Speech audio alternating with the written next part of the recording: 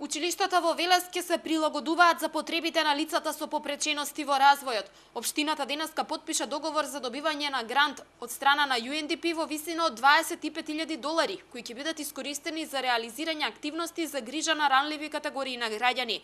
Општината пак е должна да вложи исто толку пари. Предвидено е поставување на лифтови во Општинското основно училиште Васил Главинов и гимназијата Кочо Рацин, но градоначалникот Шадиев вели дека последниот збор ќе го имаат стручните лица кои треба да направат анализа. Ова е само почеток во што ќе се случува во наредниот период, значи наша е обврска да направиме комуникација во сите основни и средни училишта, исто така и во сите институции што се под локална самоуправа.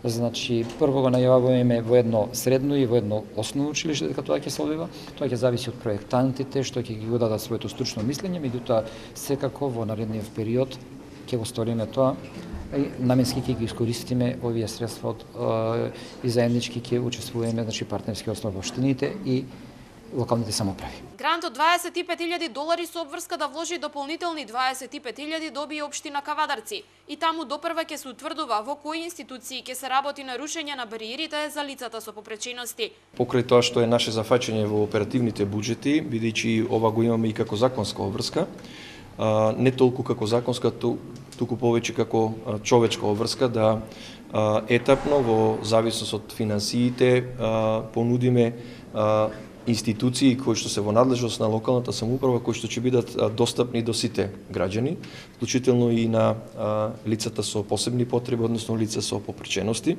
Договорите за добивање грант се во рамки на колективната акција од програмата за работа на мрежата за инклузивен развој на Вардарскиот плански регион.